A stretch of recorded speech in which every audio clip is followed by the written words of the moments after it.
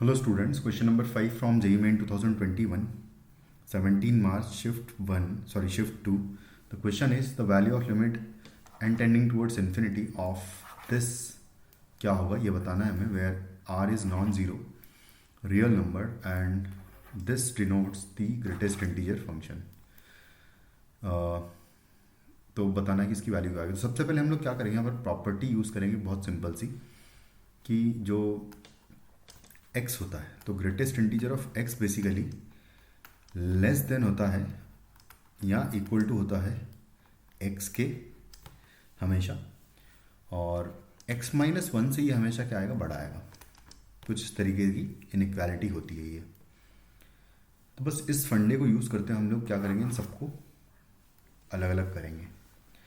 तो जो r है this will be less than equal to r and greater than r minus one के. Same way में 2r का जो ग्रेटेस्ट इंटीजर होगा दैट विल बी 2r से तो छोटा होगा एंड 2r माइनस वन से बड़ा होगा.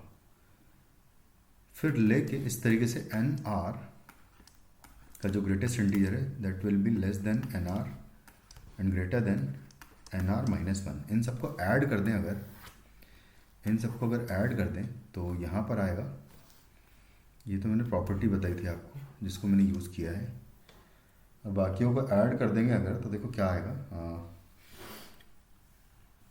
इसको हम नेक्स्ट पेज पे कर लेता हूँ. चलो ठीक है, कर लेते हैं यहाँ पर.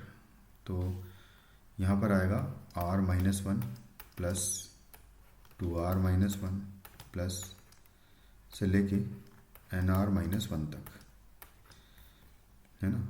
और ये आएगा greater than greatest integer of r plus 2r का ग्रेटेस्ट इंटीजर से लेके nr का greatest integer, and this will be greater than equal to r plus 2r से लेके nr तक.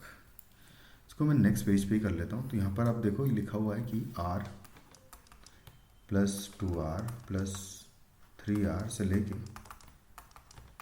nr तक है ये, और माइनस यहाँ पर बचेगा 1 प्लस वन, है ना. ये वाला जो 1 1 है ना, ये सब आ रहा है तो इसको मैंने इकट्ठा करके लिख दिया इस तरीके से. ये आ गया greater than equal to, sorry greater than आएगा सब ओनली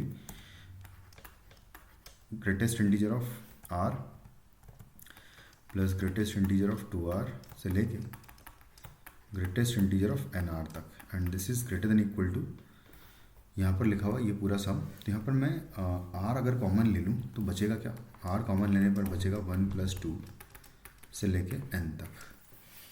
यहाँ पर भी वही सेम आएगा जो यहाँ पर सम आएगा.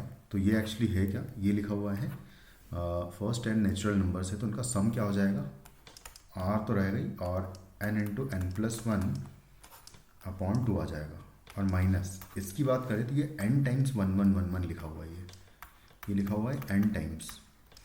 तो बेसिकली ये n हो जाएगा, और ये है ग्रेटर देन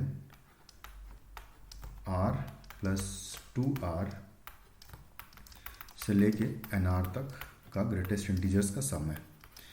और यहाँ पर भी same exactly r into N plus one upon two आ जाएगा. अब अगर मैं दोनों साइड लिमिट लगा देता हूँ n टेंडिंग टुवर्ड्स इन्फिनिटी, तो यहाँ आ जाएगा limit n tending towards infinity of r into, और एक और काम कर लेते हैं कि n स्क्वायर से डिवाइड भी कर देते हैं, क्योंकि मुझे ये एग्जैक्टली टर्म बनानी है. मैं सैंडविच थ्योरम यूज़ कर रहा हूँ एक्चुअली. तो यहाँ limit n tending towards infinity r into N plus one और डिवाइडेड बाय n स्क्वायर कर देता हूँ मैं दो सब हर एक साइड. तो यहाँ भी n स्क्वायर से डिवाइड कर दूंगा, ये आ जाएगा. और यहाँ आ जाएगा limit n tending towards infinity of greatest integer of r plus greatest integer of 2r से लेके ग्रेटेस्ट इंटीजर ऑफ nr तक, कुछ इस तरीके से आ जाएगा, और डिवाइडेड बाय n स्क्वायर आ जाएगा. और यहाँ पर भी same as it is limit n tending towards infinity of r और into N plus one and divided by आ जाएगा n स्क्वायर, और 2 ऑलरेडी है. तो ये हो गया मेरा रिक्वायर्ड लिमिट, जिसको मैं l कह देता हूँ. इसका वैल्यू निकालना है मुझे, और यहाँ पर अगर देखा जाए तो n यहाँ से कॉमन लेके हटा देंगे, एक तो डायरेक्टली कैंसिल आउट हो जाएगा, और एक कॉमन लेके अगर हटा देंगे तो बनेगा क्या, और यहाँ पर एक n कैंसिल आउट हो जाएगा तो बचेगा limit n tending towards infinity of r into 1 plus 1/n आ जाएगा, एंड डिवाइडेड बाय हो जाएगा 2, n स्क्वायर तो कैंसिल आउट हो जाएगा, और यहाँ पर बचेगा 1/n, और यहाँ आ जाएगा l, और यहाँ आ जाएगा हमारा लिमिट, अच्छा इसको भी सेम वे में ऐसे ही लिखूँगा मैं, limit n tending towards infinity r into 1 plus 1/n and divided by आ जाएगा 2। अब अगर n टेंडिंग टुवर्ड्स इन्फिनिटी है तो 1/n जो है जीरो को टेंडिंग हो जाएगा, यहाँ पर भी 1/0 को टेंडिंग हो जाएगा, यहाँ पर भी 1/0 को टेंडिंग हो जाएगा, तो इसकी लिमिट आ जाएगी r/2, और इसकी लिमिट भी आ जाएगी r/2। तो बेसिकली यहाँ पर सैंडविच थ्योरम के थ्रू अगर दोनों की लिमिट्स, जो फंक्शन हमेशा उससे बड़ा रह रहा है l से, और जो फंक्शन हमेशा उससे छोटा रह रहा है l से, दोनों का लिमिट अगर r/2 आ रहा है तो l का भी लिमिट क्या हो जाएगा, r/2 हो जाएगा। फाइनली हमारा आंसर ऑप्शन 1 हो जाएगा। Thank you.